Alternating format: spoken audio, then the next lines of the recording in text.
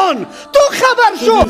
президенти тоҷикистон эмомалӣ раҳмон дар вохӯрӣ бо намояндагони ҳамҷамъият дар шаҳри душанбе ба дини ислом ва қадриятҳои он ҳамлаи навбатӣ кард. як гурӯҳи маъдуди занону духтарон диндориро на дар ботин балки дар зоҳир тасаввур карда бо пӯшидани либосҳои сиёҳу торик арзишҳои фарҳанги миллии моро поймол ва фазои маънавии ҷомеаро тира сохта истоданд.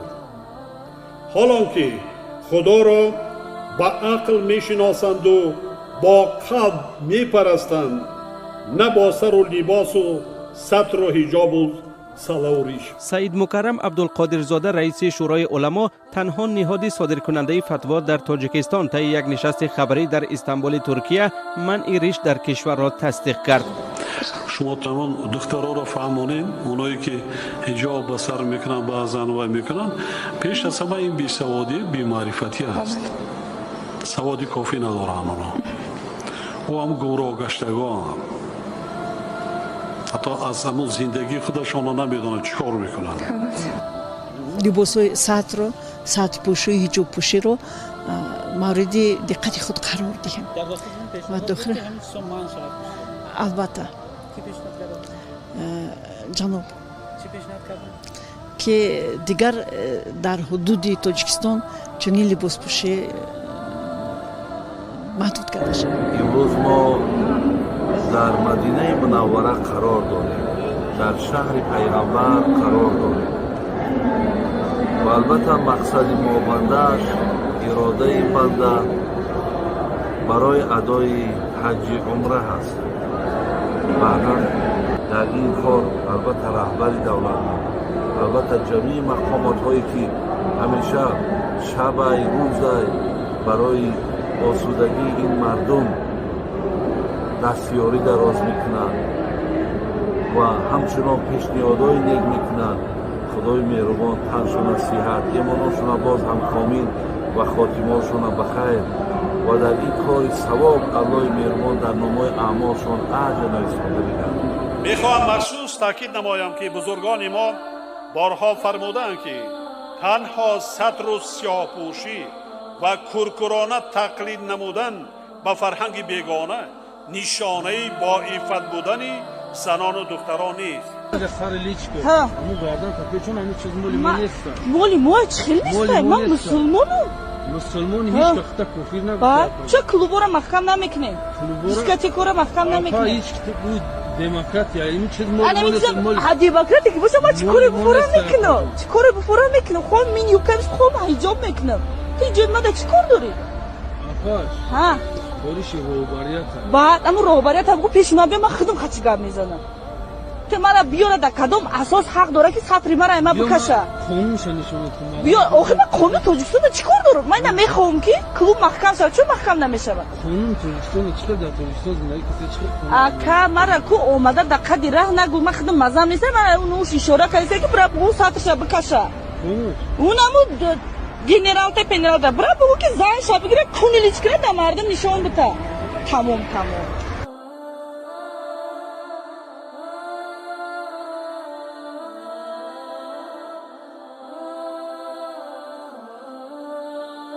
مسلمان تو خبر شو تو دنبالی از اون رو مردکه نکن و موسیت نفروش دلار نگی بالله قسم رفتنیستی. امروز مورد امتحان استی، میدان امتحانی الله آمده که از پیغمبر چقدر دفاع میکنی که کاش که آلی سفیرا طلب کرده میشد. اما مملکت هایی که دست یکی کرده فرانسه آلی سفیرا هیچ کار نداریم، سفارتی تا کار نداریم، کمکی تا کار نداریم. سبا در اینجا کسی نباشه. اما ممالک اسلامی را میبینی حکومتای طاغوتی را، حکومتایی که به بنیادی دین نیست، به بنیادی چوکی ترسیدن است که مبادا چوکیم خراب شود. امروز دفاع از محبت رسول الله نیست، از عرب گرفته تا عجم. امروز میبینی که حالات در کدام سرحد رسیده. آیا چطور روا بدانه که به رسول الله نقص برسه؟ از صحابی درس بگی، از عماره رضی الله عنها در میدان احد یک صحابی میگه یک کسی را میبینم که در پیش روی رسول الله قرار داره، شمشیر گوی راست زده میشه، گوی چپ زده میشه، تیرو سینه برش سپر میشه. یک وقت میبینم که عماره رضی الله عنها از رسول الله دفاع میکنه. زن است، زن است از رسول الله در جنگ غزوه احد دفاع میکنه. کجاستی او جوان؟ کجاستی او مرد که داد از محبت رسول الله میزنی؟ عبدالله ابن ابی ابن سلول بچهش است. از عبدالله ابن ابی ابن سلول بچهش است عبدالله رزیل. پدرش زمانی که در یک جنگ در بین خود مشوره کردن، گفتن چیزی گپ شده بود در بین لشکر، باز گفتن سیکو میمان کدیش جای دادیش آلی سرطان نخره میزنه. ای گپا گفتن والله لئن رجعنا الى المدینه لیخرجن العز منها الاذل. قسم یاد کرده بود. الله متعال آیتم روان کرد. اما بچهش خبر میشه محبت رسول الله کجاست. محبت رسول الله در قلب داخل شده، آلی در مقابل پیغمبر پدر اهمیت نداره. زمانی که پس به مدینه میروند، عبدالله پدری خود عبدالله ابن ابیه در دروازه مدینه استاد میشه، قسم یاد میکنه والله لا تفلتوا الى المدینه حتی تقر انک ذلیل و رسول الله صلی الله علیه و سلم العزیز. تا وقتی که را نگوی بچه پدری خدا ناقش میگیره برش میگه به الله قسم اگر در مدینه داخل شوی، تا وقتی که نگفته باشی که من ذلیل هستم و رسول الله عزیز است. به رسول الله پیش میشم یا رسول الله از بین ببرم، برای کسی دیگر موقع نده، چرا که امو پدر است. باز غیرت انسان آدم میگیره، نشوه که یک نوع دشمنی ما با کدام صحابی دیگه پیدا شوه. اگر ایره اراده قتلش داری برای من اجازه بدی که من قتل کنم شه. او تر مردم واسطه امروز پاچاه به خاطر پاچاهی خود او را تروریست بگو و اینطور کسا را موقع برش بده. و ممالک اسلامی کجا هستی؟ آیا نمیتونی مقاطعه اعلان کنه؟ آیا تمام منتجات و تمام چیزایی که تولیدات فرانسه و تولیدات دنمارک است، از نروژ است، از هر مملکت کفری که قطع از هم صدا شده قطع کرده نمیتونی؟ بند کرده نمیتونی؟ بالکل میتونی، ولی ما غلامی را اختیار کردیم. الله رحم بکنه. به الله قسم امتحان الله متعال است. ما امتحان داده رایستیم که چی میکنیم، چقدر غیرت داریم و چقدر محبت رسول الله صلی الله علیه و سلم ما در قلب ما موجود است. قرآن برای ما میگه، ما یقین داریم که الله متعال انتقام پیغمبر خدا گرفته نیست. الله متعال خود میفرماید، براتون خواندم، ان الذين يؤذون الله ورسوله، کسی که الله را اذیت میده. اذیت دادن الله را کسی اذیت دادن نمیتونه که او رنج ببره. اذیت دادن ایمانا که به دین الله اعتنا نمیکنه، اهتمام نمیکنه، به دین الله توجه نمیکنه، به دین الله به نظر احترام و بزرگی نمیبینه، او دین اهمیت نمیده. کما فی الحال ما و شما مشاهده میکنیم کتاب الله که قانون زندگی ماست در سر طاق مانده شده. سر طاق چی میکنی؟ اگر تو تدریس میکنی به الله قسم در مسجد برات جای نیست.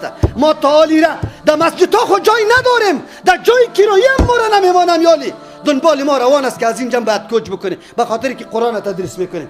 ما مسلمان ها باید بدانیم کسایی که الله را اذیت میده، کلامی از او را نمیگذاره که در بین مردم پخش و مردم او را ببینه. امروز دموکراسی لعنتی را برای خود قانون جور کرده، قرآن گذاشته شده، مجلس ها جمع میشه در بین خود قوانین وضع میکنه که این ماده قانون اساسی چی رقم است. تمامی مسائل و احکام اسلامی ما سری قانون اساسی سری از او چی میشه وزن میشه که حقیقتش مقابله داره یا نداره. کدام است؟ اذیت دادن الله این نیست که حکم الله از بین بره، نافذ نشوه. امروز نه حد جاری میشه، نه قاتل قصاص میشه، نه مرتد از بین میره. امروز تمامی بدبختی ها در مملکت به نام امید دموکراسی لعنتی و آزادی بیان و آزادی فلان روان است. به جز از که حق تلفظ بکنی در سر منبر، باز مسلمان برات نشسته ریکارد کرده تا و در جیل و در زندان روان کرده. قاضی صاحب محترم، سارنوال صاحب محترم باز برات نشسته، برات میگه این کلمه را گفتی. ای قاضی صاحب، ای سارنوال صاحب، تو را بالله قسم یک روز پیش الله متعال نمیری؟ یک روز احتجاج کردی، دفاع از رسول الله کردی یا نکردی؟ بله، ببره بکنه. امی دنیا است، امی دنیا هست. روزگاری میآید به الله قسم از الله خلاص نمیشی. الله متعال تو را میگه امی حالات دیدی، احترام کردی، تعظیم کردی، به خاطر چی؟ بانکی بموریم. والا اگر این دنیای غرب نباشه کلی مردم از گشنگی بانک از گشنگی بموریم. مرگ حق است. اگر الله رزق نمیده بانک به غیرت بموریم، بانک به ایمان بموریم. ما ضرورت به این خبث ها نداریم، به این بدبختانه داریم، به این نجسانه داریم. این مملکت شیرای مسلمان صفت است که انگلیس در زانوشان نگذاشت که پلیتا اینجا پای خدا بمانه. امروز تو چرا دسترخوان کردی خدا؟ امروز تو چرا اظهار محبت قطعش میکنی؟ نمیبین از نیاکان بیاموز که ما چی میکردن؟ نکنه مسلمان کجاست؟ مسلمانی کجا میبره؟